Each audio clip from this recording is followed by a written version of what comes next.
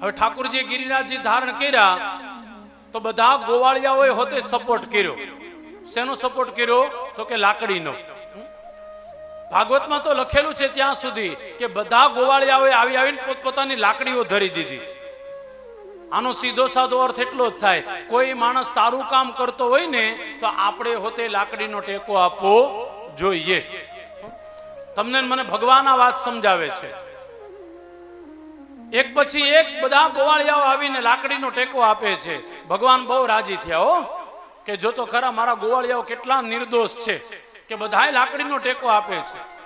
પણ નિર્દોષતા ક્યારેક ક્યારેક અભિમાનમાં બદલાઈ જાય હો, એવું બને ક્યારેક. અને અહીંયા પણ બદલાઈ ગયું છે.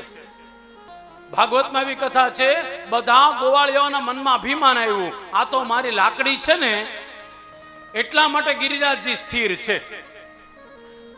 ભગવાન બધાના મન વાંચી લીધું. બધાના મનમાં વાંચીને ભગવાન કહેવા લાગ્યા કે ગોવાળિયાઓ હું થાકી ગયો છું, આંગળી લઈ લઉં? તા તો બધા એક સાથે બોલ્યા હા હા લઈ લે. અને અભિમાનનો સૂર આખો અલગ હોય હો, યાદ રાખજો. અભિમાનનો સૂર એકદમ અલગ હોય. બધા એક સાથે બોલ્યા. ઠાકોરજી ઈ સમય જ્યાં આંગળી લીધી ને તા તો ગિરિરાજજી નીચે આવ્યા.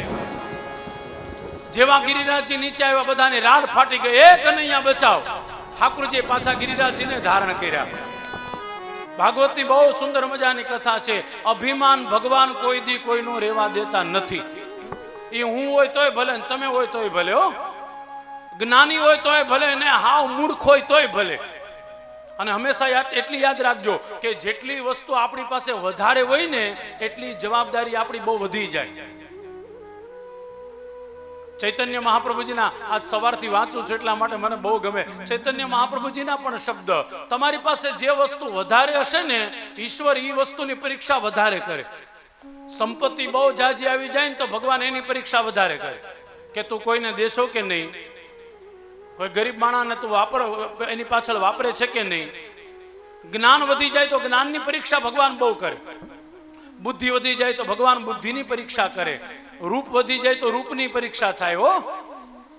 હંમેશા એ વસ્તુ યાદ રાખવાની, કોઈ પણ વસ્તુનું અભિમાન તમને મને ક્યારેય ન આવે. અને હું તો જાહેર કથામાં કહું છું, જે વસ્તુનું અભિમાન આવશે ને સૌથી પહેલા ભગવાન એ જ વસ્તુ તમારી પાસેથી લઈ લેશે. ઇનડાયરેક્ટલી સમજી જ લેજો. પૈસા વાળા હોય તોય ભલે, જ્ઞાની હોય તોય ભલે. અરે સાહેબ આપણે ત્યાં તો ભાગવતમાં એવું લખેલું છે વૈરાગ્યનું અભિમાન આવે હો. મેં તો બધું આમ ત્યાગી દીધું, બધું છોડી દીધું. આ છોડી દેવાનું હોતે અભિમાન આવે. આપણે ત્યાં ઘણી બધી કથાઓ છે ને, મેં બધું છોડી દીધું, બધું છોડી દીધું, પણ મનમાં તો છે જ હજી કે મેં છોડી દીધું. એ પણ છોડી દેવું પડે.